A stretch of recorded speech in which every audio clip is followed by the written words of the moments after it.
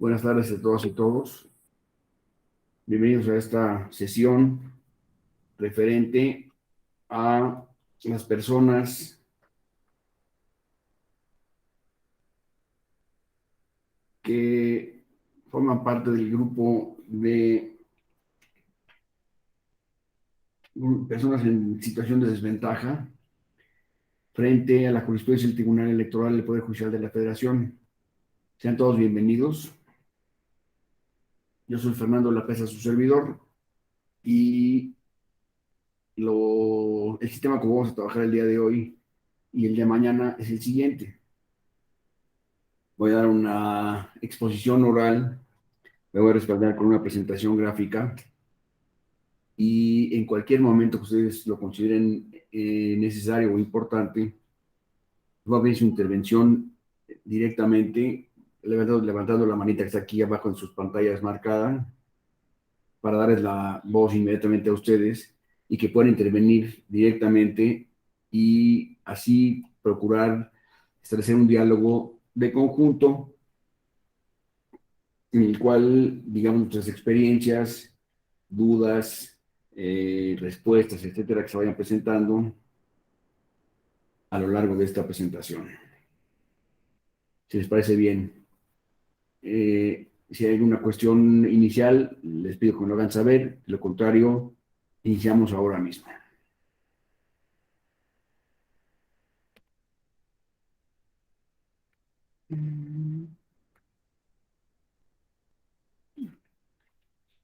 Como les decía, vamos a hablar de las personas en condición de desventaja en la jurisprudencia del Tribunal Electoral del Poder Judicial de la Federación.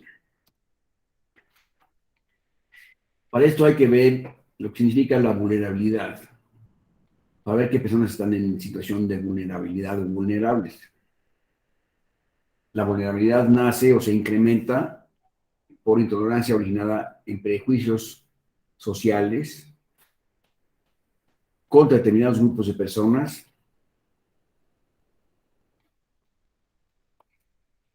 en función de su condición de clase, origen étnico, preferencia sexual u otras características que les sean propias. Esta condición los pone en ciertos momentos en una condición de riesgo de sufrir prácticas de carácter discriminatorio que por supuesto van en contra de sus derechos humanos. Entonces vamos a hablar de las formas de conseguir la dignidad y el respeto a los derechos humanos de todas estas personas que integran en esos grupos que son muy abundantes en México. El Tribunal Electoral tiene la función fundamental de hacer justicia en materia electoral federal. Es función esencial de las autoridades electorales, en este caso el Tribunal Electoral, resolver las cuestiones que se presentan en relación con los procesos electorales que se van presentando en el país. Sin embargo, el ejercicio de las atribuciones a lo largo de la vida del Tribunal Electoral ha desarrollado una gran jurisprudencia en materia de protección de los derechos humanos.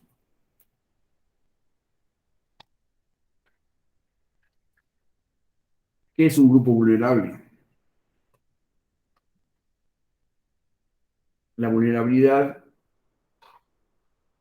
coincide, es la condición de ciertas personas o grupos de personas en las cuales se encuentran en una situación de riesgo de sufrir violaciones a sus derechos humanos. Esta sola condición de riesgo es lo que constituye la vulnerabilidad. Una persona es vulnerable con solamente ubicarse en la posición de riesgo de que sus derechos humanos sean, por supuesto, desatendidos, ¿verdad? Los escenarios de la discriminación se presentan como parte de la costumbre en una sociedad.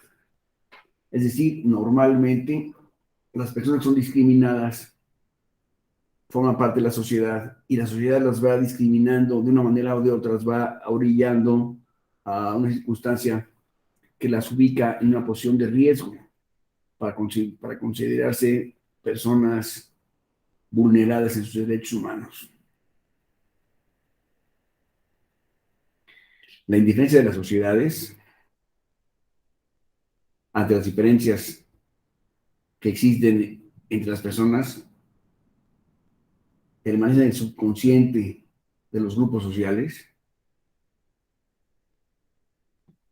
y persiste impidiendo el acceso real a los derechos humanos de alguna o algunas de las personas que integran el grupo social. Una democracia, a pesar de presentarse de diversas formas, es verdaderamente eficaz solo si esta es inclusiva, es decir, si incluye a todas las personas en la misma situación de democracia. En consecuencia, eliminar la invisibilidad de las diferencias es propiedad de todas las autoridades y es esencial las autoridades jurisdiccionales, de acuerdo con los valores constitucionales del país. La línea jurisprudencial del Tribunal Electoral en torno a la tutela de los derechos de los grupos en situación de desventaja ha generado criterios que fomentan una justicia electoral inclusiva. Y esto es que es necesario mirar en la diversidad, en las diversidades humanas y proteger igualitariamente sus derechos humanos. La labor de la justicia electoral inclusiva consiste en juzgar con una perspectiva incluyente, con lo cual protege a la ciudadanía desde la diferencia en un marco de igualdad con los demás. La democracia inclusiva crea procesos electorales en donde cabe toda la ciudadanía y requiere de juzgadores electorales que que eliminen las barreras y generen las plataformas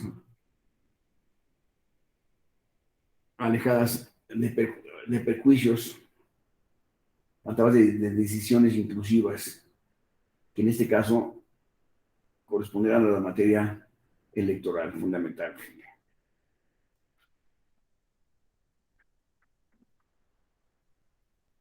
La Real Academia de la Lengua define como vulnerabilidad o vulnerable, del latín vulnerabilis, a quien puede ser herido o recibir lesión física o moralmente. Cualquier persona que se encuentre en esta posición de riesgo está ya en una situación de vulnerabilidad.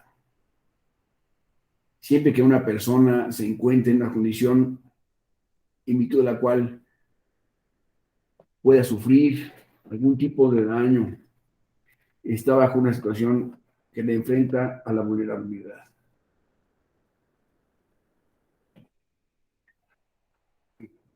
Por lo tanto, la posición de vulnerabilidad es una situación de riesgo en la que se encuentran, a la que se encuentran sujetas ciertas personas en determinado momento. Entonces, podemos ver con esto que prácticamente todos o casi todas las personas que existimos podemos estar en un momento dado en una situación que nos ponga en riesgo de una vulnerabilidad, nos ponga en riesgo de discriminación en sus derechos humanos. Y esto nos pone en ese momento en una posición de vulnerabilidad.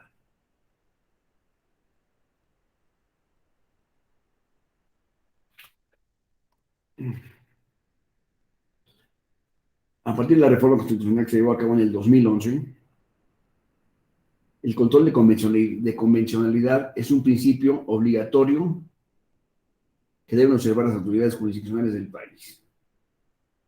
Todas las autoridades jurisdiccionales deben observar el principio de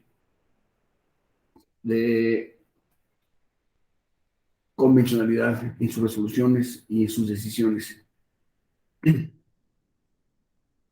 Así, el Tribunal Electoral aplica los principios de interpretación conforme, maximización de los derechos humanos y pro persona, en concordancia con la Convención Americana de los Derechos Humanos en todas las situaciones que dicta frecuentemente.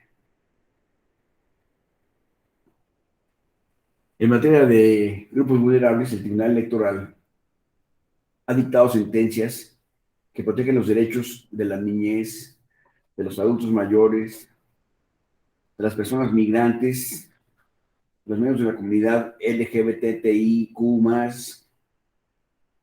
de las personas en situación de cárcel, personas en condición o situación de calle,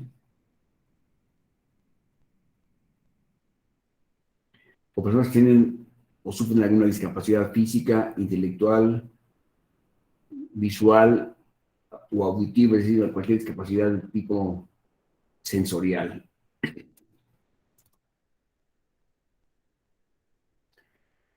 Los grupos vulnerables a los que más ha protegido el Tribunal Electoral son las comunidades de indígenas, comunidades de los pueblos indígenas, a las mujeres, respecto a las cuales la jurisprudencia del tribunal es abundante y ha tenido un profundo impacto en la realidad, sobre todo lo que hace a la participación política de las mujeres y a la sanción de la violencia política de género.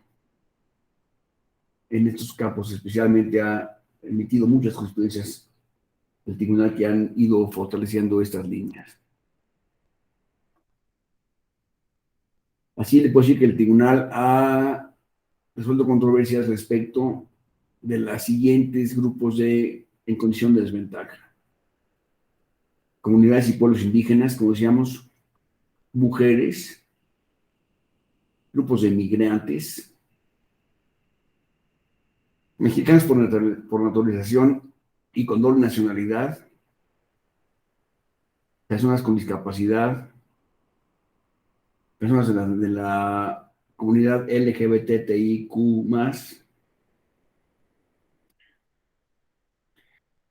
personas en situación de cárcel, personas en condición de calle, niñas, niños y adolescentes y adultos mayores. Estos son básicamente los grupos a los cuales ha podido proteger el Tribunal Electoral mediante sus sentencias y criterios que ha ido dictando en la vida del tribunal. Respecto a las comunidades y pueblos indígenas, podríamos decir lo siguiente.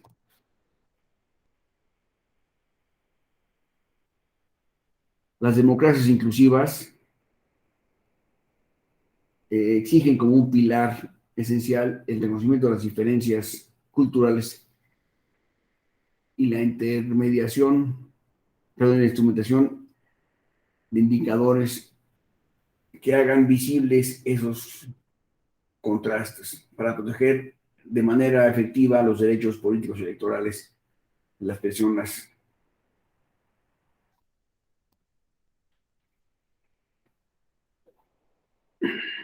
Es esencial estudiar los derechos políticos de las comunidades indígenas en México en atención de dos elementos que son de alta relevancia.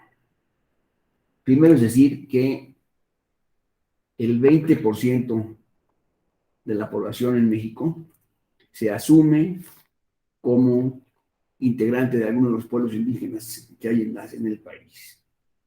El 20%. Y en el tramo constitucional se reconoce la composición pluricultural de la sociedad y se establecen la obligación de proteger a los derechos de la libre determinación de las personas para considerarse o no indígenas. Esta libre determinación personal permite que las personas se autoadscriban a una comunidad indígena y entonces ya deberán ser considerados parte de esa población, siempre y cuando reúnan ciertos requisitos, como la pertenencia efectiva al grupo social correspondiente, etcétera. Y que el grupo social al que nos referimos los considere también como parte del mismo grupo. ¿Qué son los pueblos indígenas? Son aquellos que descienden de poblaciones que habitaban el territorio nacional al inicio de la colonización y que conservan sus propias costumbres, instituciones sociales, económicas, culturales, políticas o cualquiera de ellas.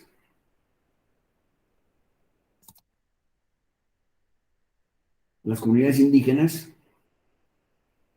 son aquellos que forman una unidad social, económica y cultural que se sienten en un territorio y que reconocen autoridades propias de acuerdo con sus usos y costumbres particulares.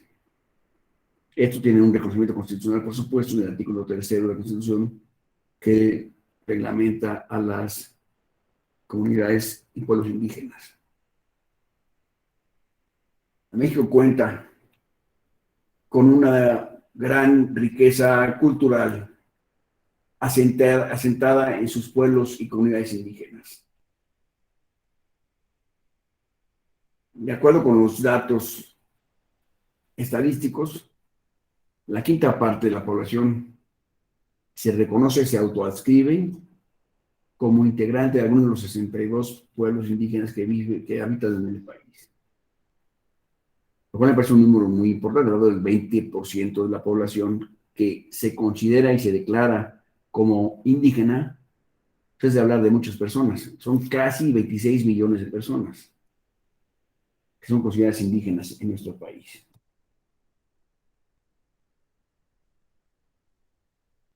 Frente a este panorama, el Tribunal Electoral, para asumir plenamente su responsabilidad y deber constitucional de salvaguardar los intereses de los grupos y condiciones de desventaja, ha considerado en su doctrina jurisdiccional que el pluralismo constitucional del país exige representar vías de acceso a la justicia electoral. Esta implementación de vías de acceso es lo que ha definido o ha ido definiendo la labor del poder, del Tribunal Electoral en el reconocimiento de las diferentes personas que tienen una posición de tratamiento especial en nuestro país.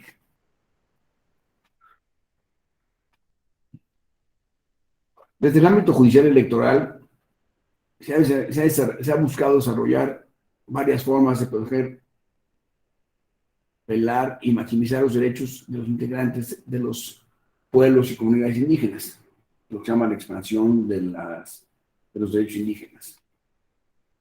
Mediante acciones que van desde la emisión de sentencias que reconocen y fortalecen a los pueblos indígenas, hasta la creación en el Tribunal Electoral de una Defensoría Pública Electoral especializada en pueblos indígenas.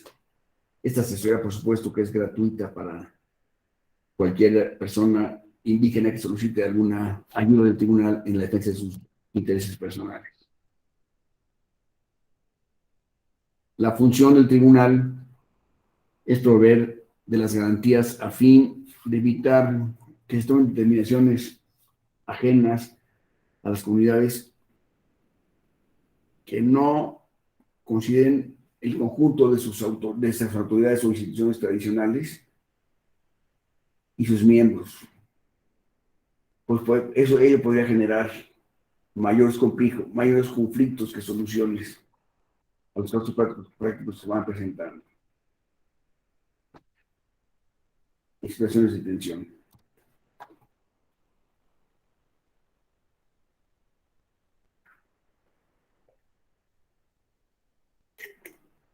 las reformas constitucionales en materia, en la materia indígena se han robustecido a partir de lo previsto en el artículo 2 de la Constitución, que les decía que se dedica a regular a las sociedades, a los grupos y comunidades indígenas de nuestro país.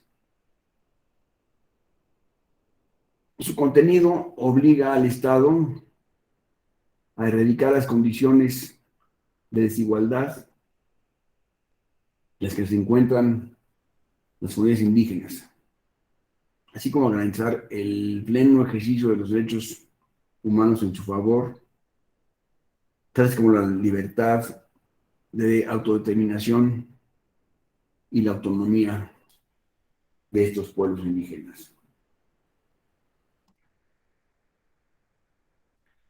Adicionalmente, los artículos 34 y 35 de la Constitución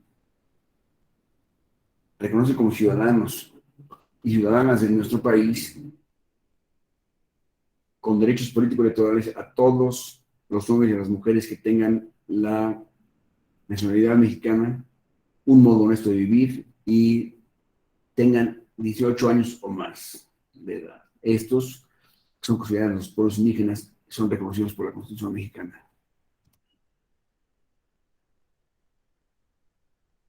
En el ámbito internacional, el convenio 169 de la Organización Internacional del Trabajo sobre pueblos indígenas y tribales en países independientes establece que deberán reconocerse y protegerse los valores y prácticas sociales, culturales y religiosas y espirituales de los propios pueblos, y deberá tomarse debidamente en consideración el tipo de problemas que presenten tanto colectiva como individualmente sus integrantes.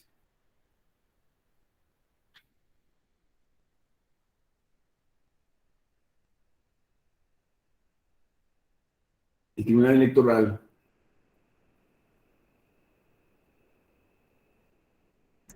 asume con firmeza el deber de proteger y maximizar los derechos de los pueblos y las comunidades indígenas mediante la emisión de sentencias y criterios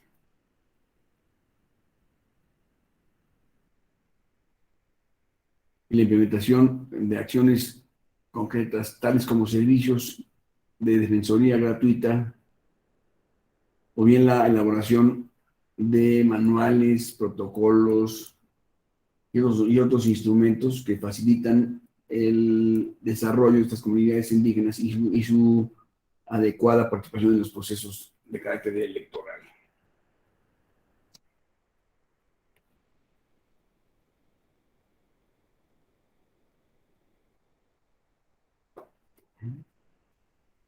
Ahora vamos a referirnos un poco a las personas con discapacidad.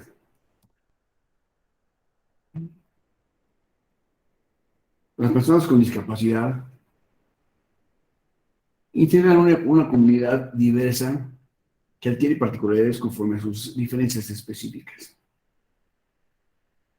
En 2014, la prevalencia de discapacidad en México se ubicaba en el 6%, lo cual significaba que entre un 7.1 millones de habitantes del país no podían o tenían mucha dificultad para desempeñar algunos de los 8 dominios evaluados, que son los siguientes. Es decir, se llevó a cabo un estudio de evaluación de 8 diferentes limitaciones físicas y a partir de ellas se realizó una división de la población de una que vamos a hacer ahorita, que es muy interesante según yo. Se cuestionaba sobre cómo se desempeñaban en las siguientes funciones: caminar, subir o bajar usando sus piernas, ver, aunque sea con lentes, mover o usar sus brazos y manos, aprender, recordar, concentrarse, escuchar, aunque sea utilizando aparato auditivo, bañarse, vestirse o comer, por supuesto, individualmente, autónomamente, hablar o comunicarse y tener problemas emocionales o mentales. Esas 8 preguntas pues, son de un amplísimo espectro y fue esos son los resultados.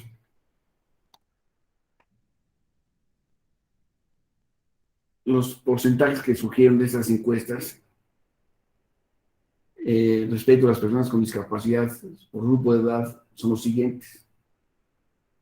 Entre 0 y 17 años de edad, el 2% de la población padece alguno de estas limitaciones, de las 8 habilidades que les acabo de leer anteriormente. Entre 18 y 29 años, el 1.9% de la población presentaba alguna de estas dificultades. Entre 30 y 59 años, el 3.9% de la población lo presentaba. Y en el grupo de 60 años o más, el 20.4%.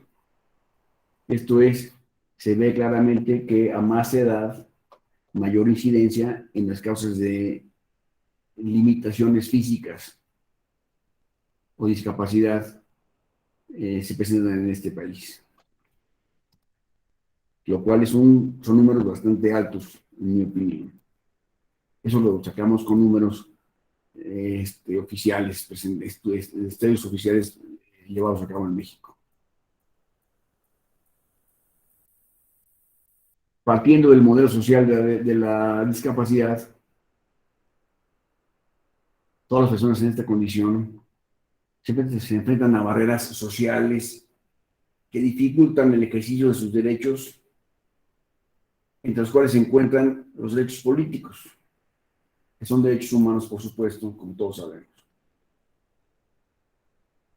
En la actualidad, las políticas públicas en esta materia deben dirigirse hacia la eliminación de las barreras sociales que limitan el ejercicio de los derechos de las personas con discapacidad.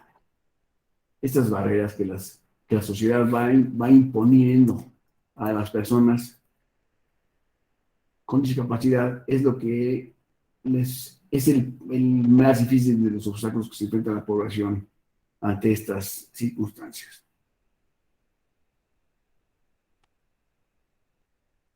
México se ha comprometido internacionalmente a garantizar la plena participación de las personas con discapacidad en la vida pública, política y política en igualdad de condiciones en toda la sociedad.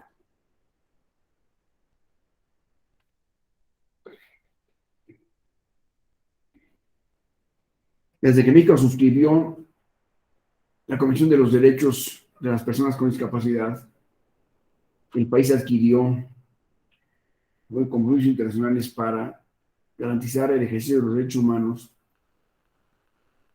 de, de esta población, de acuerdo con lo establecido en el artículo 33 de la Convención, que tiene el texto que se menciona en este párrafo, que todos los estados parten, de conformidad con su sistema organizativo, designarán uno o más organismos gubernamentales encargados de las cuestiones relativas a la aplicación de la Convención.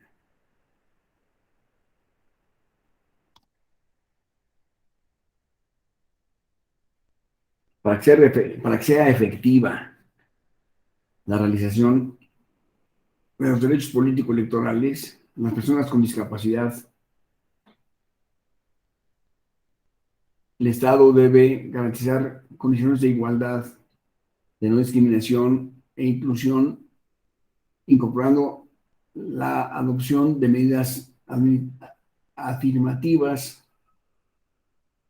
a fin de que estas personas puedan ejercer sus derechos plenamente, en igualdad de circunstancias, por supuesto. Estas acciones afirmativas tienen la finalidad de situar a las personas con discapacidad en un ámbito de igualdad y equidad, en el sentido de contar con el mismo conjunto de condiciones para desarrollarse como personas en la sociedad civil, respecto a las demás personas que integran el grupo social, por supuesto. La ley federal para prevenir y eliminar la discriminación define estas acciones afirmativas como las medidas excepcionales, específicas de carácter temporal, en favor de personas o grupos en situación de discriminación, cuyo objetivo es corregir situaciones patentes de desigualdad en el disfrute o ejercicio de los derechos y libertades aplicables mientras subsistan dichas situaciones. Si hay alguna pregunta, por favor, háganos saber para poder tratar de dar respuesta a la misma.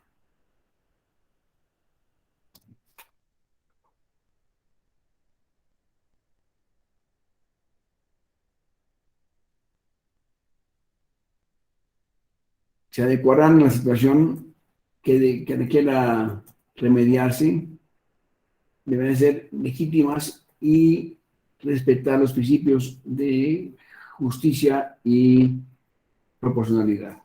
Estas normas o principios deberán siempre estar establecidos con estas características para formar parte del sistema jurídico.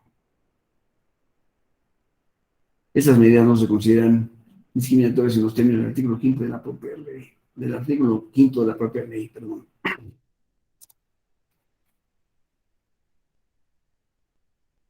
Las acciones afirmativas serán prioritariamente aplicables a las personas pertenecientes a los pueblos indígenas, a los afrodescendientes, a las mujeres, niñas, niños y adolescentes, y a las personas con discapacidad, así como a las personas adultos mayores. Esas personas serán prioritariamente protegidas por estas acciones afirmativas.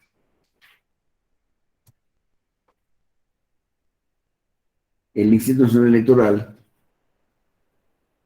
ha ratificado la implementación de las medidas para incluir a las personas con discapacidad en procesos electorales como funcionarios de casilla, y se pronunció por una acción afirmativa que les permita acceder a candidaturas a los cargos de elección popular.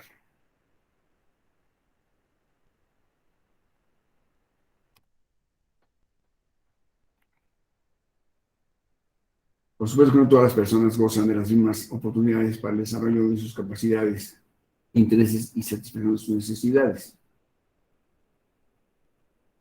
En materia de derechos humanos, los preceptos constitucionales, los instrumentos del derecho internacional y sus implementaciones y sus implicaciones y el orden normativo en México consideran que todas y todos aspiran a una igual salvaguarda por parte de la ley y de las autoridades.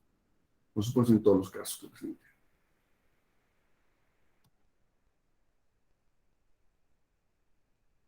El derecho a votar seguramente es uno de los derechos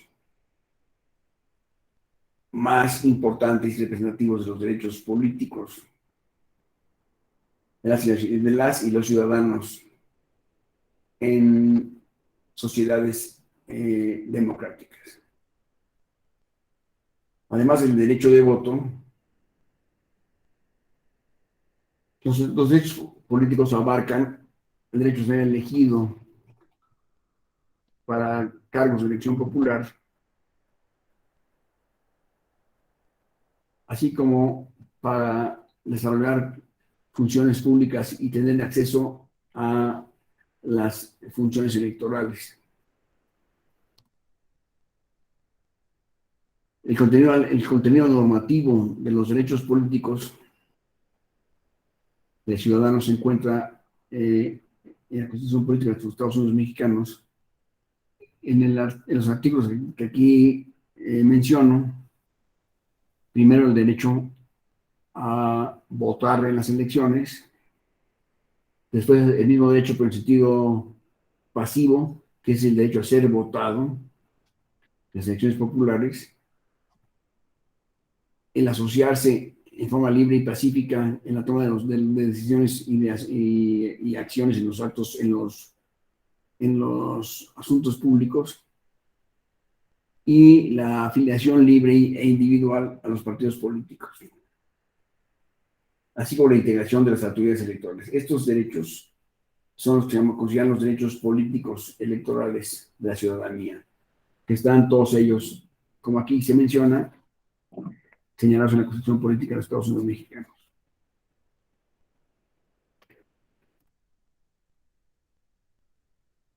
En México se han realizado avances importantes para garantizar el voto a las personas con discapacidad en procesos electorales. Sin embargo, todavía existen algunos retos importantes para que se ejerzan plena y efectivamente los derechos políticos de estas personas y para ser electas para el desempeño de cargos públicos de elección popular.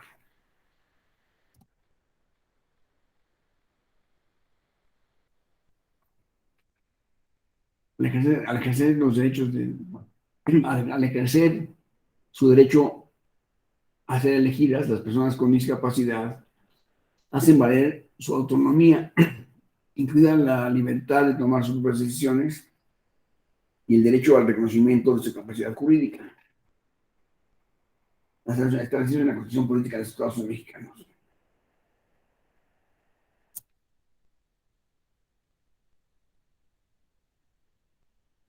La Convención de los Derechos de las Personas con Discapacidad establece que se deberá garantizar a las personas con discapacidad los derechos políticos y adoptar todas las medidas adecuadas para asegurar que gocen de ellos en igualdad de condiciones con el resto de la población. Es decir, que no sean discriminados en ninguna manera para llevar a cabo el ejercicio de estos derechos políticos electorales. Asimismo, señala que los estados parte de esta convención deben garantizar la accesibilidad para que las personas ejerzan efectivamente su derecho de voto al facilitar el acceso a las sillas de ruedas a las casillas electorales, por ejemplo, o bien el acceso a aparatos de soporte auditivo o visual en las casillas electorales, o bien gozar de la compañía de una persona de su elección o de su preferencia en la sesión de votación para que los asistan en lo que ellos necesiten y reciban el apoyo necesario durante la votación.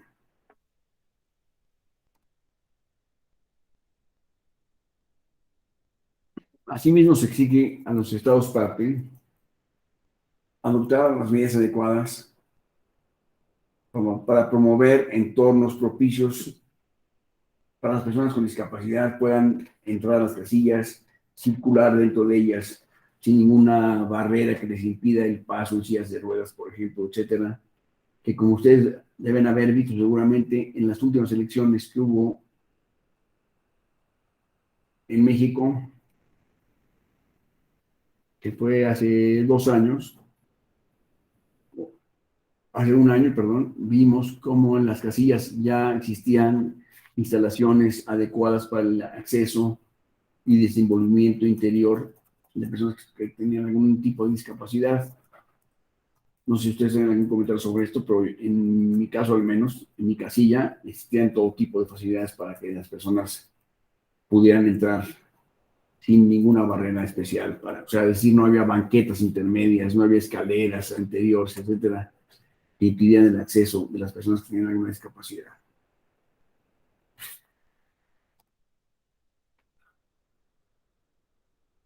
También la Suprema Corte de Justicia de la Nación ha apuntado la necesidad de adherirse al modelo social de discapacidad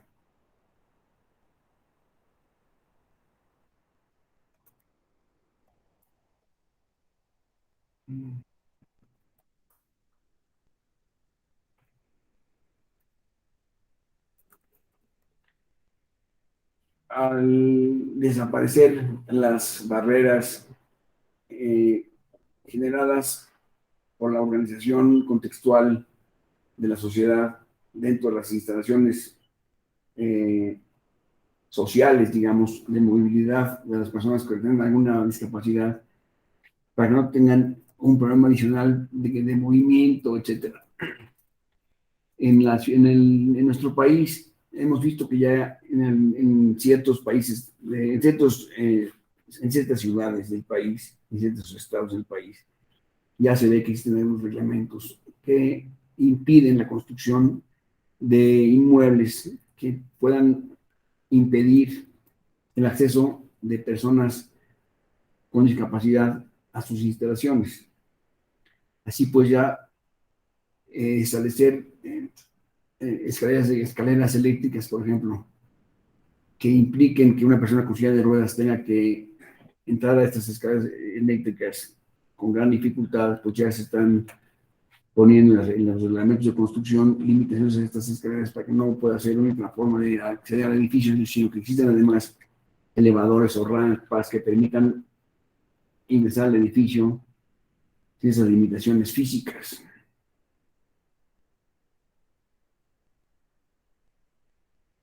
Así lo importante es la sociedad, que la modificación sea de la sociedad y no de las personas con discapacidad. Es decir, debemos buscar que la sociedad se adapte a las personas que tienen alguna discapacidad y no buscar que las personas con discapacidad tengan que someterse a las construcciones o impedimentos de los inmuebles que existen en el país, sino al revés. ¿Me explico?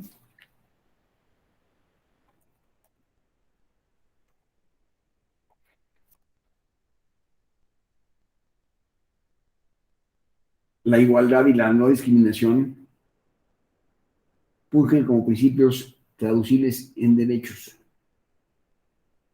Promover la no discriminación y promover eh,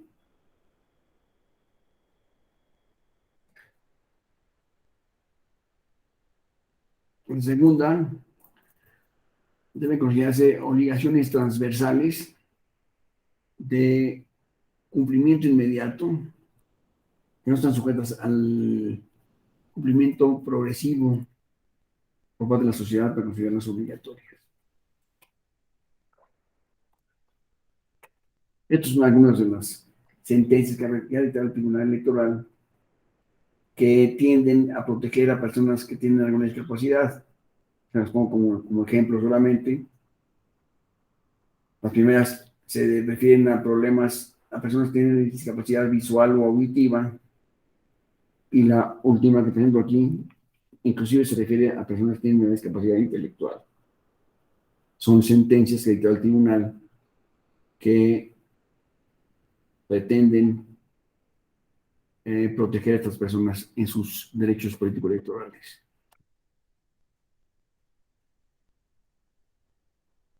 Ahora vamos a referirnos respecto a los adultos mayores.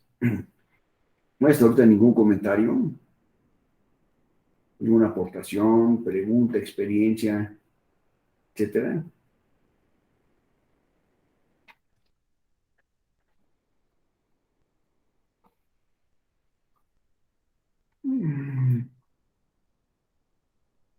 Bueno, vamos a referirnos ahora a los adultos mayores.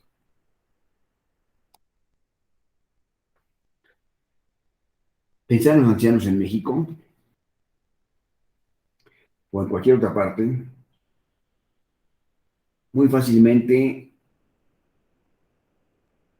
nos lleva a una mirada de las cosas a través del viejismo. Sí, se ve con cierto desdén la palabra viejo. No, esto ya está viejo. Ese coche, no, ese coche es un coche muy viejo. Es un edificio viejo.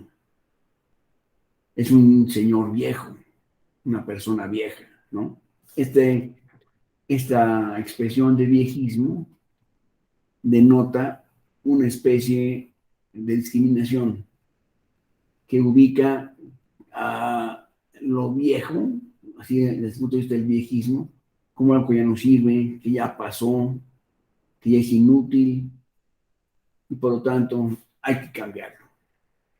La idea de cambiar lo viejo por lo nuevo es lo que se considera lo verdaderamente astuto. Esta mentalidad del viejismo nos lleva a ejercer una discriminación voluntaria o involuntaria respecto a los adultos mayores, diciendo, este es un viejito que ya, este viejito ya va de salida, ya no tiene nada que hacer aquí, ya está viejo, ya pasaron sus mejores años, ya que puede hacer a esa edad. Estas ideas que están muy sentadas en nuestra cultura nacional, pues provocan la simple expresión, tiene un contenido discriminatorio muy importante.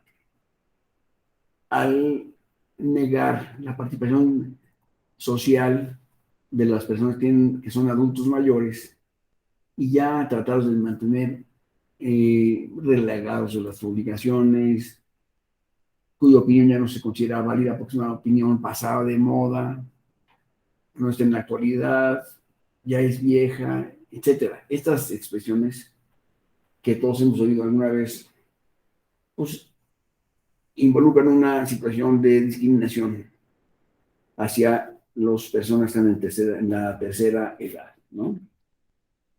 Pues llaman aquí adultos mayores. Es increíble que en pleno siglo XXI el, la vejez no sea considerada como no sea percibida como un tema de una experiencia acumulada que es fácilmente transmisible a generaciones futuras, sino que ya es, en México se considera que es una cuestión obsoleta, lo cual pues, es normalmente equivocado.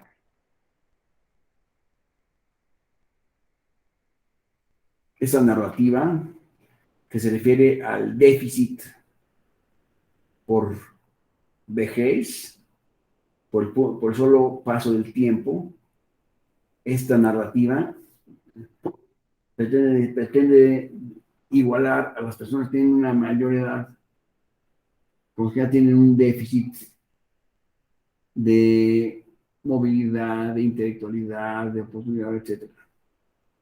Esto es lo que hace terrible la discriminación de las personas con mayor edad, por considerar que son viejitos, son viejos, son inútiles. ¿Me explico?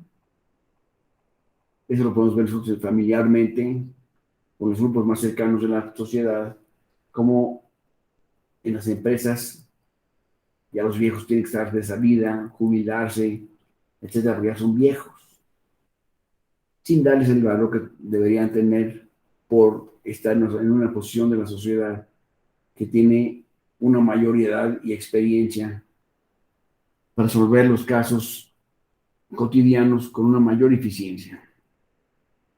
Entonces quedan fuera de las redes de apoyo y se deja a un lado la experiencia que pueden haber adquirido durante su vida.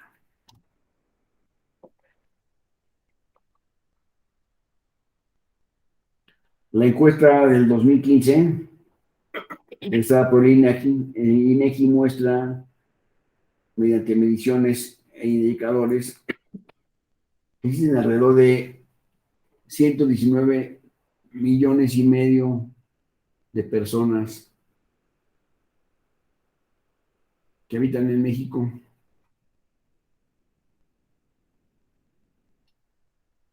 de la cual del total de la población,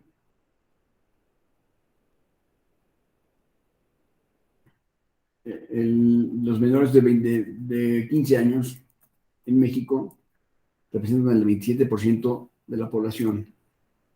mientras que el grupo que está entre los 15 y los 64 años de edad constituye el 65% de la población, lo cual nos dice un dato que es muy importante y muy serio. Cada vez más, cada vez la población en México es más vieja, es decir, es mayor de edad.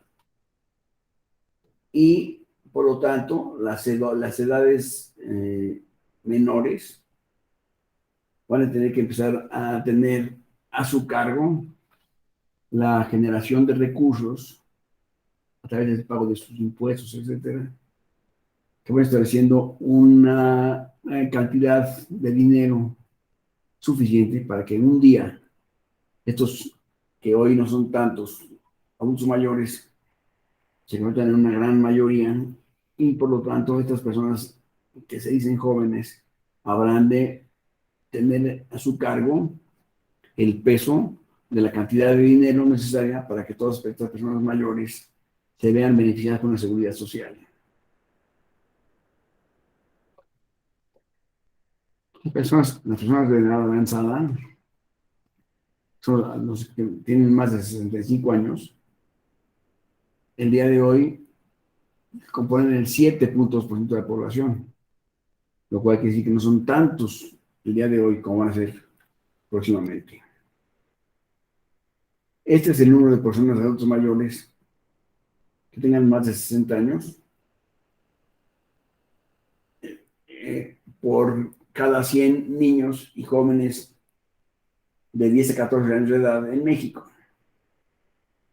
En 1990 eran 16 de esas personas mayores. Hoy son, bueno, números de 2010 eran 47.7% de las personas.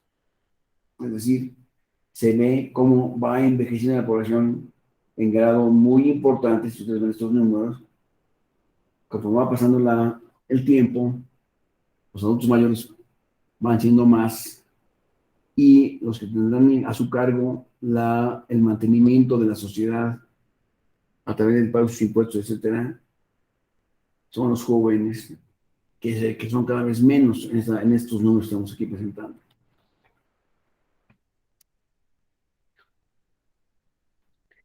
En términos de proyecciones, en México, vemos que en el 2020 había 9.8% de adultos mayores.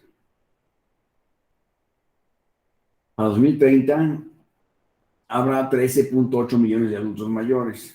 Y así, aquí vemos en los números cómo se va aumentando la cantidad de adultos mayores respecto a los jóvenes que van a prevalecer en la sociedad mexicana.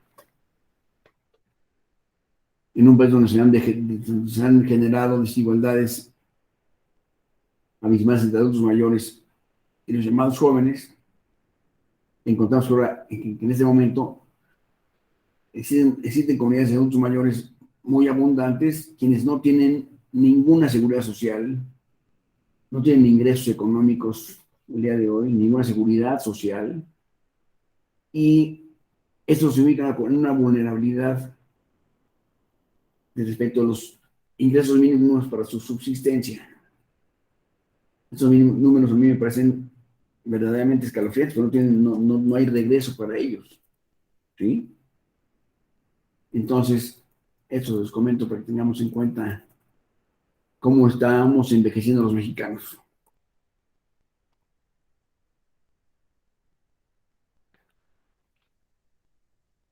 Para que los ciudadanos puedan ejercer sus derechos político-electorales, requieren vivir un escenario democrático y de una forma de gobierno que se fundamente en el diálogo y acción permanente en los diferentes sectores de la sociedad.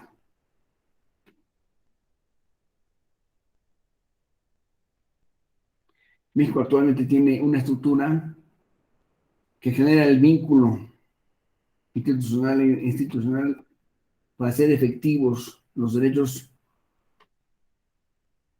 Por ejemplo, México se cuenta con el Tribunal Electoral, quien ejerce, como hemos visto, una serie de soluciones o de acciones para atender a los grupos sociales, como el de los adultos mayores, quienes van estando en posición de desventaja respecto de todos los demás habitantes de la sociedad y por supuesto están en una posibilidad de discriminación frecuente, tanto en el acceso a servicios públicos como a servicios de carácter social. Esta discriminación es totalmente irracional e indebida, por supuesto.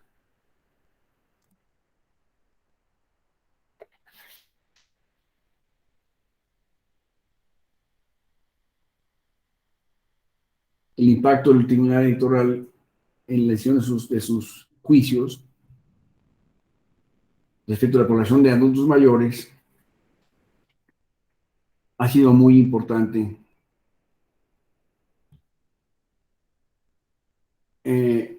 y permanente en el dictado de jurisprudencias y de resoluciones que van encaminadas a la protección de los adultos mayores y de sus condiciones actuales en la sociedad. Resulta muy paradigmático pensar que un tribunal electoral que se dedica esencialmente a dictar derecho en juicios de carácter electoral tenga una importante labor en la aplicación de derechos o la protección de las personas que están en esas circunstancias en nuestro país, como son los adultos mayores.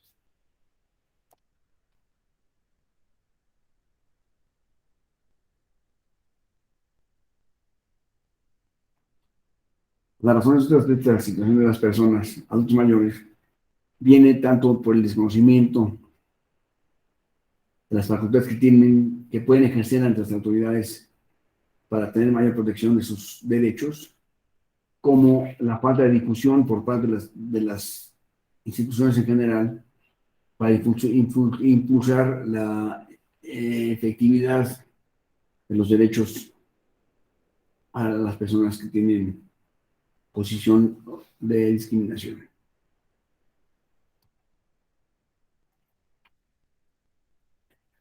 El Tribunal Electoral acaba de cumplir 25 años de edad y funcionamiento.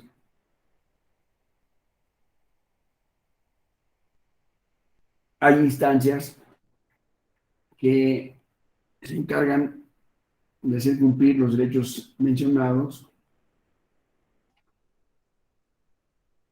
y se debe crear una cultura de efectividad de los derechos políticos electorales en un país que tiene una difusión y sensibilización por parte de los servidores públicos para generar el cumplimiento y acrecentamiento de la población y sus derechos políticos electorales.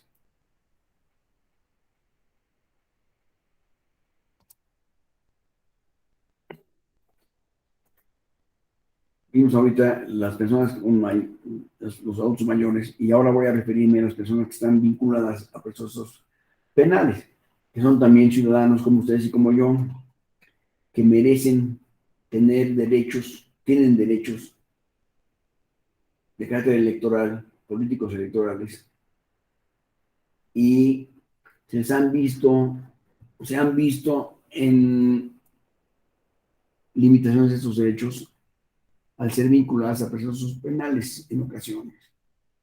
Vamos a ver de qué manera se han visto restringidos los derechos de los sujetos que están en una posición de un proceso penal. Como ven, como ven frenada su capacidad jurídica electoral. Históricamente, el derecho al voto o al sufragio no siempre ha sido universal. Para la población adulta, o para las mujeres, o para las personas afrodescendientes, para los indígenas,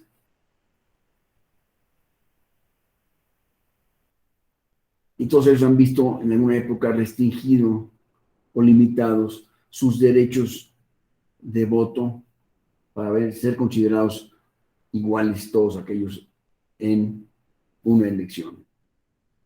Y a lo largo de la historia se ha visto cómo esos derechos electorales han retomado una posición realmente importante y se han rescatado aún en procesos penales. Algunas de las razones que se han esgrimido en apoyo a la exclusión o la limitación de los derechos electorales para los presos son los siguientes. Se dice que la limitación promueve la responsabilidad cívica y el respeto a la ley. O sea, el tener a las personas en la cárcel fortalece el respeto a la ley. También se dice que los delincuentes han perdido el derecho de voto desde que violaron el contrato social. El haber violado el contrato social los ubicó en la prisión y en consecuencia es legítimo tenerlos ahí y limitar sus derechos políticos electorales. La restricción es un método de control de la criminalidad, según los que establecen estos puntos o estos conceptos que apoyan estos excesos. También se dice que la pureza de las urnas debe ser protegida de los delincuentes que podrán actuar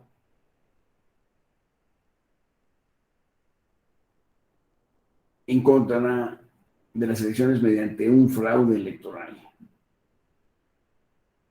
Eso yo le pondría signos de interrogación a todas estas aseveraciones, por supuesto. Y al final, el voto de las personas en situación de cárcel es costoso y poco práctico. Pues, ¿para qué vamos a poner a los presos a votar si esto es muy poco práctico y es muy costoso? Entonces deben estar fuera de las elecciones. La privación del derecho de votar es solo otra de las restricciones a la libertad de las personas encarceladas. Tienen muchas restricciones, entre ellas la posibilidad de votar. Es lo que dicen, por supuesto, los que apoyan estas medidas.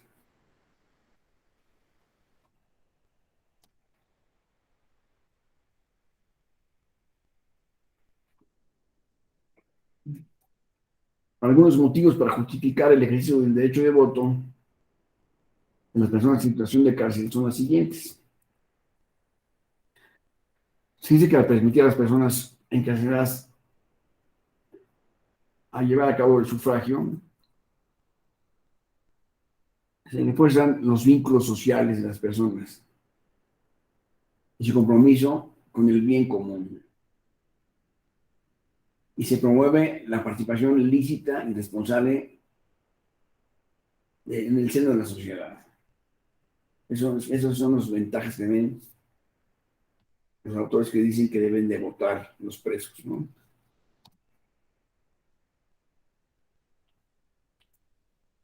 ¿Ustedes qué opinan? ¿Ustedes qué piensan? Me gustaría que ustedes intervinieran tantito. Me digan qué opinión tienen respecto del voto de los presos. ¿Un preso debe votar en una elección o no debería votar? ¿Qué dicen ustedes la lógica? ¿Qué piensan? ¿Qué opinión tienen? Yaneli. Yaneli.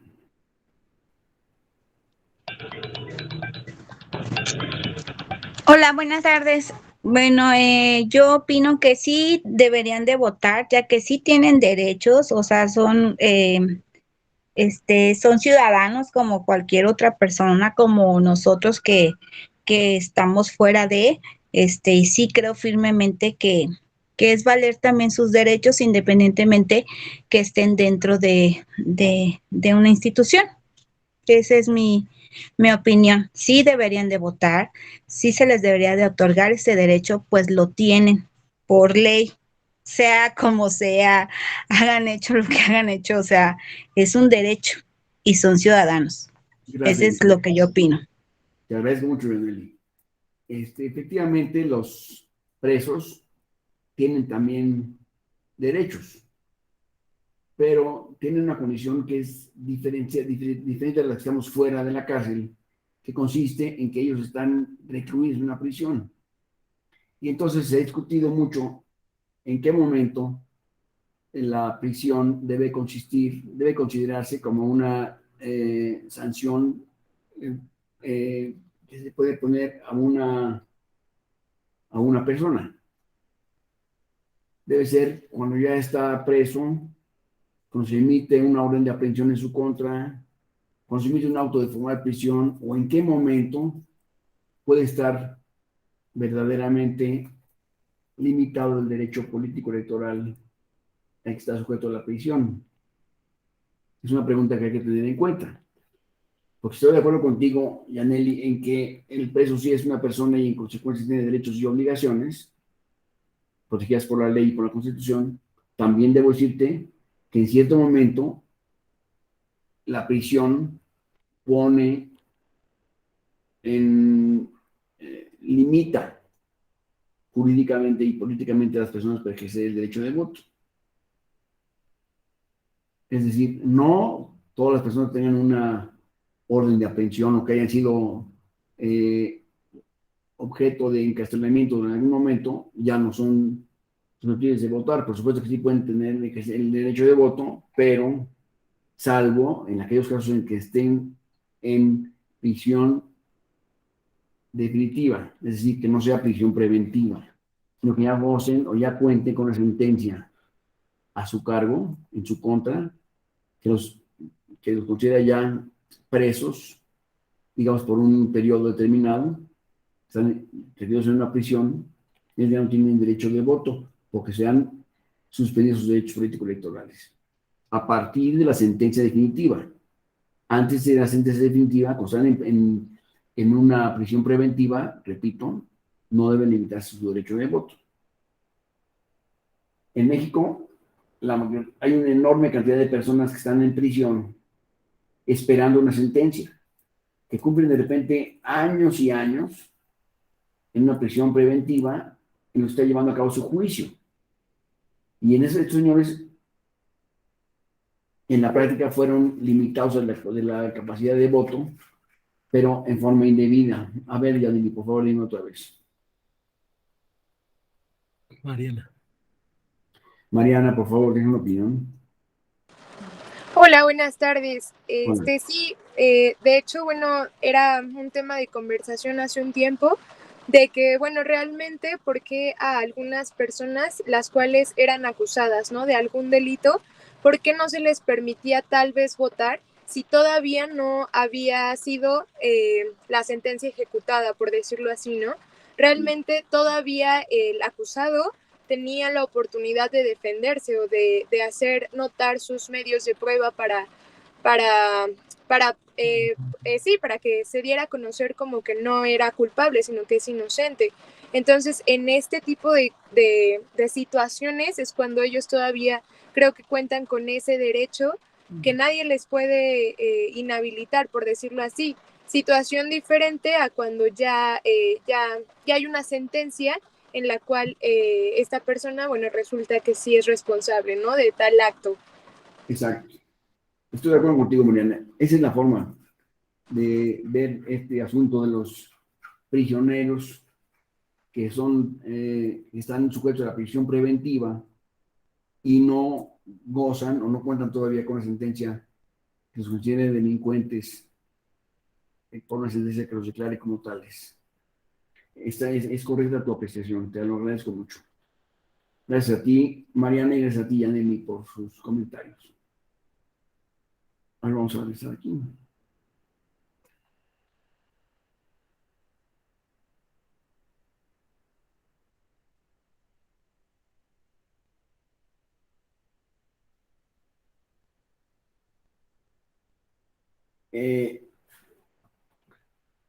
Desde una perspectiva teórica, se ha sostenido que la privación de la votación, la privación del derecho de voto, socava el objetivo de rehabilitar a los prisioneros para ubicarse en la sociedad nuevamente.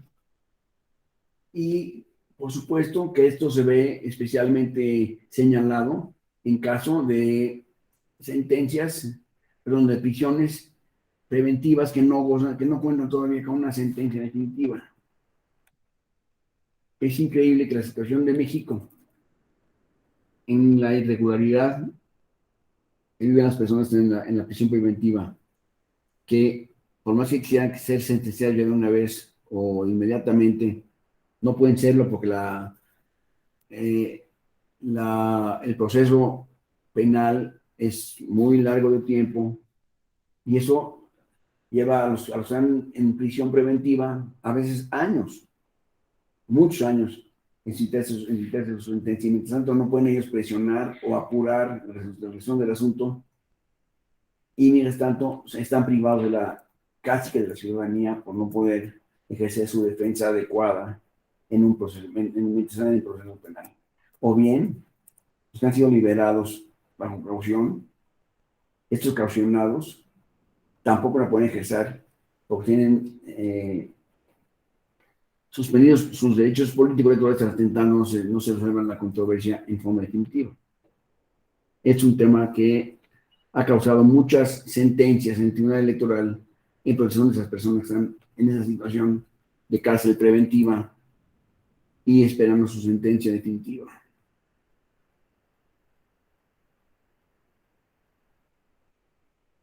Además, con eso se menciona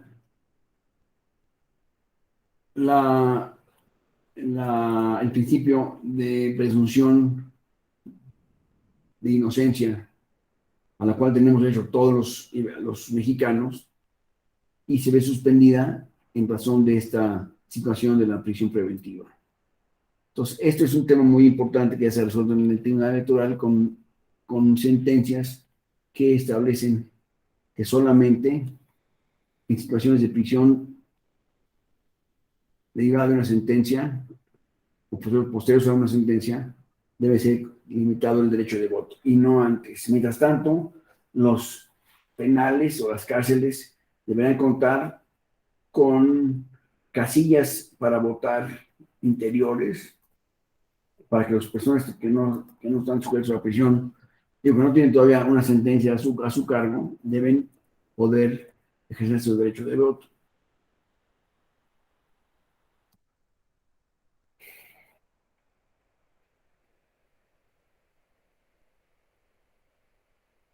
Esta suspensión de los derechos por ingreso al centro de reclusión se ha manejado equivocadamente.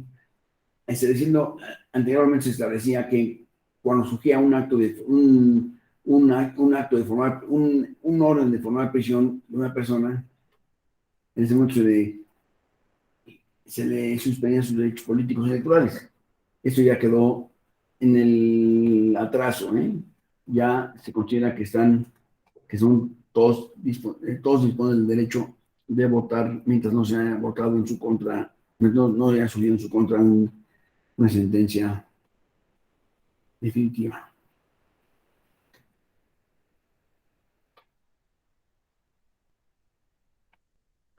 El artículo 38 de la Constitución cuenta todavía con su redacción original y establece que las personas, fracción 2, ¿no? Establece que las personas que están en un proceso criminal tienen, aparte de la autoformada prisión, una suspensión de sus derechos políticos electorales. Esto ya, por jurisprudencia del Tribunal Electoral, quedó en el desuso. Esto es totalmente desarmónico con los principios internacionales, de tratados internacionales y de constitución internacionales, en los cuales deben de considerarse que hay presunción de inocencia en todos los casos, mientras no exista una sentencia de culpabilidad.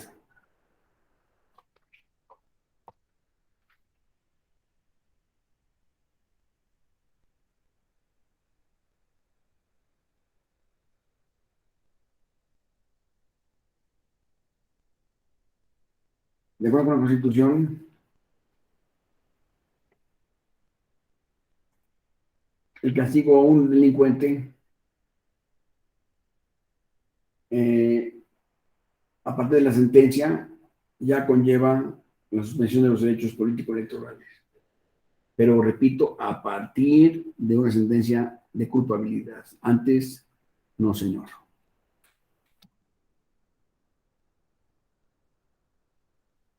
Aquí hablo del debate constitucional que ha surgido a partir de esta inconsistencia del artículo 38 constitucional y cómo se ha resuelto a partir de en este momento, que eso tendrá efectos a partir de la sentencia ejecutorial. Y aquí sobre la pregunta, la restricción de la libertad personal por cualquier delito implica la privación de la libertad política. No, la respuesta es no.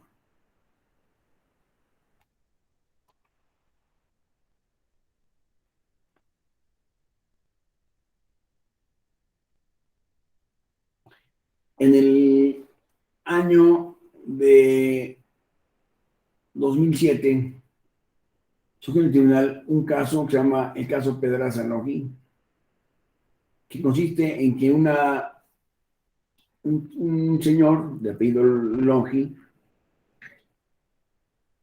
solicitó una credencial para votar al INE, en aquella época el IFE todavía, y solicitó una credencial para votar, la cual le fue negada en virtud de estar sujeto a una prisión preventiva este señor Longi.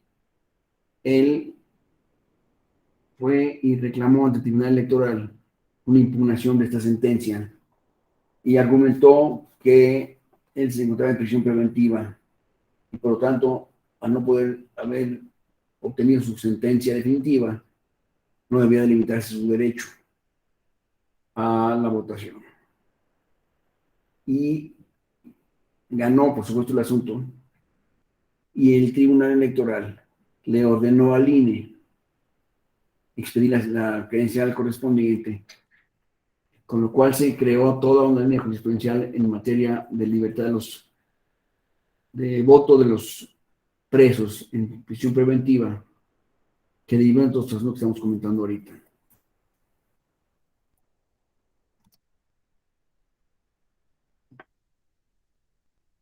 Aquí les repito cómo fue el argumento de la Sala Superior en virtud del argumento formulado por el actor.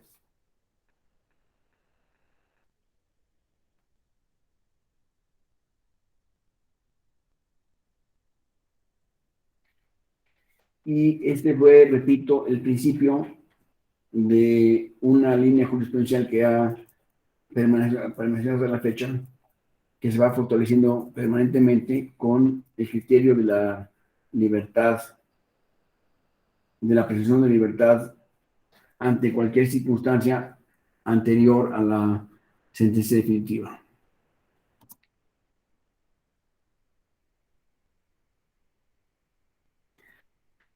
El Tribunal Superior del Tribunal Electoral, siguiendo la línea de progresividad y proporciona los principios de presunción de inocencia y a la adopción del principio pro homine como criterio de resolución, al reconocer que las personas en prisión preventiva deben tener capacidad y ejercicio de su derecho de voto y todo lo que está alrededor de ello, como es el derecho a tener una credencial para votar, etc.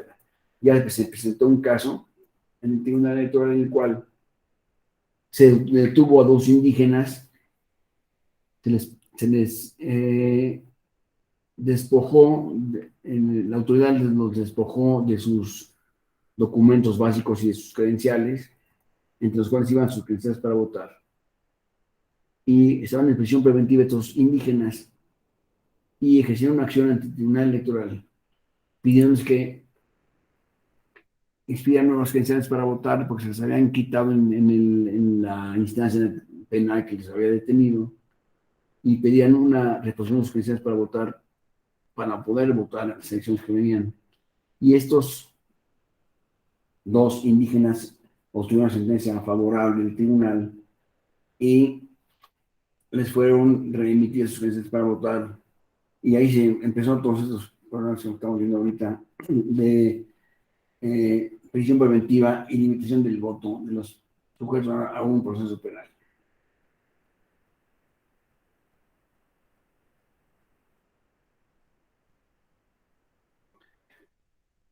Sí, por favor.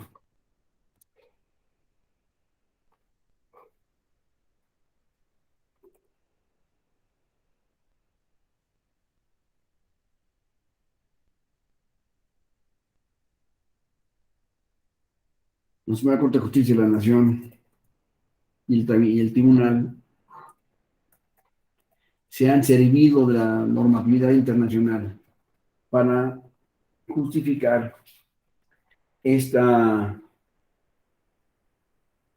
sentencias que son contrarias a la restricción del artículo 38 constitucional, en virtud de que no se encuentra emitieron sentencia definitiva en estos casos.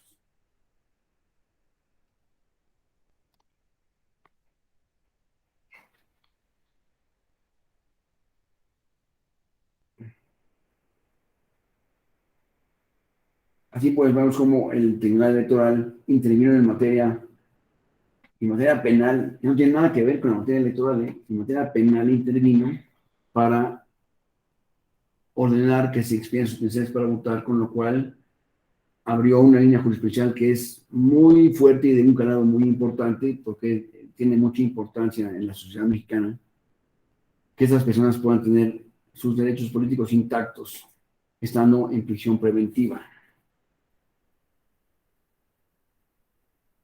Sí, vamos a ver, por favor.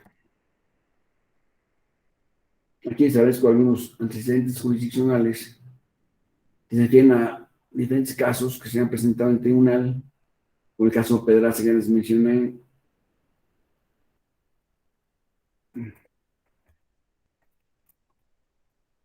y también en los casos de personas que se encuentran libres bajo caución. No están prisioneros, pero están sujetos al procedimiento penal, pero están fuera por caución, es decir, salieron bajo fianza. Ellos también tienen derecho al voto, indudablemente, al derecho de voto activo. Hoy se está discutiendo qué sucedería si alguna persona resultara ser candidato a una elección, a un cargo de elección popular, como de diputado, por ejemplo, de presidente municipal, siendo que está sujeto a prisión preventiva. ¿Quiere dar su opinión aquí? Imaginen ustedes que yo soy preso por algún supuesto delito, estoy en prisión preventiva, estoy en juicio penal, estoy en mi casa, o sea, estoy libre, pues, pero se me está llevando a cabo un procedimiento penal. Y yo quisiera ser diputado federal. ¿Ustedes creen que yo podría postularme como diputado federal? Sea con un partido político o en forma independiente. ¿Ustedes qué opinan?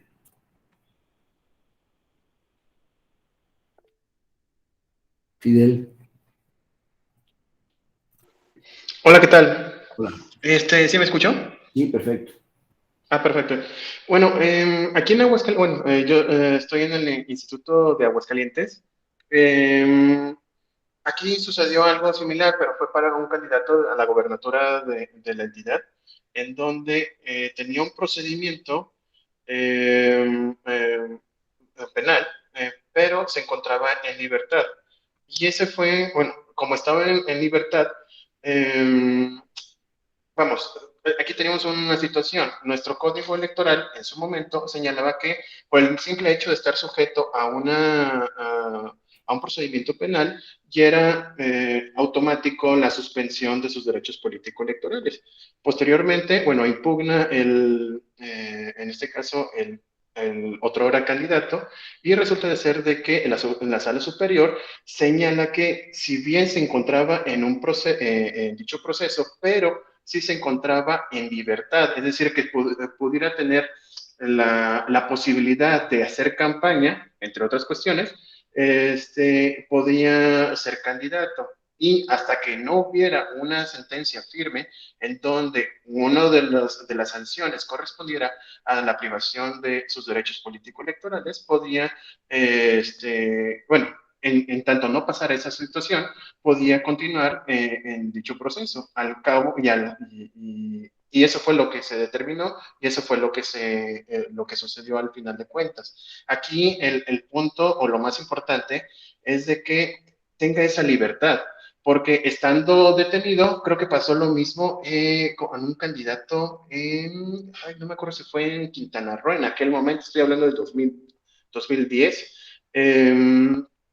Esa persona, ese candidato sí estaba privado de su libertad por otras cuestiones, por unos delitos que presuntamente correspondía a que estuviera privado de esa libertad, y por lo tanto a esa persona en particular no se le permitió ser candidato. Pero en el caso en concreto, cuando está en esa libertad física, tiene la posibilidad de hacer campaña y por lo tanto puede tener sus derechos. Ese es mi comentario. Fíjate, gracias, Fidel. Te quiero comentar que a mí me parece la posición de un candidato que estuviera tras las rejas, me parece muy dramático, lo cual podría jugar a su favor en materia política. ¿Me explico? Hace campañas de las rejas y ahí da discursos a la prensa, etcétera, la libertad, esas cosas. Ya tenemos una campaña desde las rejas, pues es muy, muy impresionante. ¿Me explico? Entonces yo no estoy de acuerdo, no estoy tan de acuerdo en que se deba limitar la que está solamente por estar tras las rejas. Mientras no existe una sentencia, es igual que estés adentro o afuera. ¿No crees? Sí, definitivamente. Bueno, eso es lo que, como dice, eso es lo que dice la norma y lo que ha interpretado la sala superior. Ha habido muchos casos a nivel internacional.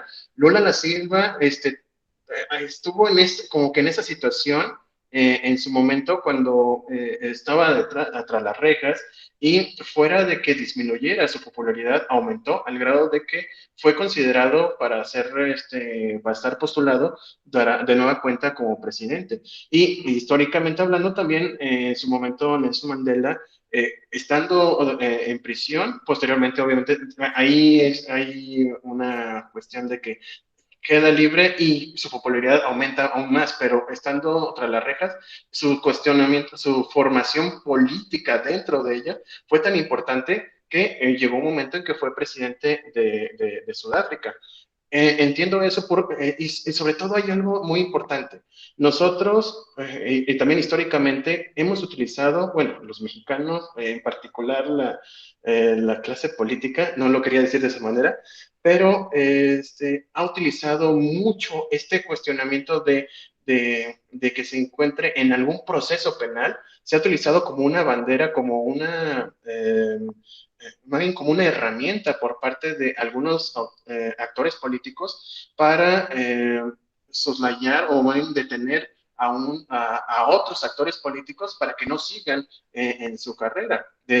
Hablando de Carranza, estamos hablando de 1917, cuando se pone esta restricción, pues empezaron a utilizarlo como una medida de que cada uno de los que estuvieran en contra del gobierno, pues pudieran señalar de que tenían algún delito que perseguirles, se les hacía ese expediente y automáticamente ya no podían ser candidatos. Esta situación, obviamente, pues va evolucionando, ya no se puede utilizar, es más, hasta se ve mal por parte del actor político el hecho de que utilice esta herramienta. Y en efecto, el hecho de que se encuentre en prisión se da como que la idea de que es un prisionero político y un mártir, y por lo tanto puede ser más puede ser idóneo el hecho de que pueda ser candidato. Pero yo también estoy de acuerdo. Hay algunas situaciones que, tiene que ser a través de ciertos casos, porque, bueno, no sé, cuando se trata de materia política y cuando es evidente que es un procedimiento para atenuar sus ambiciones políticas, creo que es erróneo. Bueno, No sé qué usted opine. claro, estoy de acuerdo contigo, pero lo que es importante mencionar aquí es que independientemente de que esté en la cárcel o no esté en la cárcel, el hecho de estar sujeto a un proceso penal en libertad, sin haberse dictado una sentencia definitiva, lo posiciona como cualquier ciudadano y lo puede ubicar en la pantalla para actuar como candidato. ¿Me explico? Y habrá que ver qué es lo que dice la sentencia final. Si en la sentencia final, como tú dices, se especifica que el derecho político electoral queda suspendido, bueno, esa es parte de la sentencia penal. Pero creo que estoy de acuerdo contigo en que puede ser una figura interesante, aunque no deseable, el tener, además de la actividad y la experiencia política, la idea del martirismo. Eso es. Te agradezco mucho tu comentario, Fidel. Estamos de acuerdo y te agradezco mucho tu participación. Gracias. ¿Algún otro comentario de alguno de ustedes, por favor?